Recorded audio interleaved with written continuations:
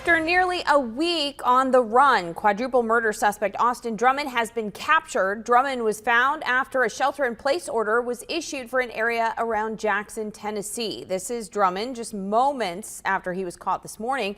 The manhunt focused on the town of Jackson, Tennessee after he was spotted in the area on Sunday. That shelter-in-place order was due to another sighting this morning, roughly in that same area. Police released this video within the last 24 hours. This is somebody's surveillance camera catching Drummond holding a gun and trying to open doors. One man saw Drummond this morning and says that he called police right away. We saw the guy walking in the middle of the wood. Thank you. And we thought, like, you know, nobody wants to walk in the middle of the wood in the middle of this stop. So we was kind of like very sure it was the guy. So I called the police immediately when the guy was walking right there and kind of like give them the location and everything. And they be hearing about, actually I was on the phone when they got here. No word yet on if he will get any of the reward money that climbed above $32,000 from multiple agencies.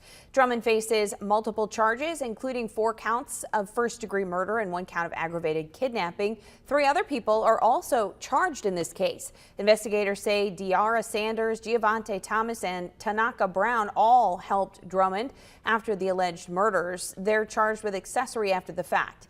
Brown is also charged with tampering with evidence. Look for more coverage on this story on Heartland News at 5.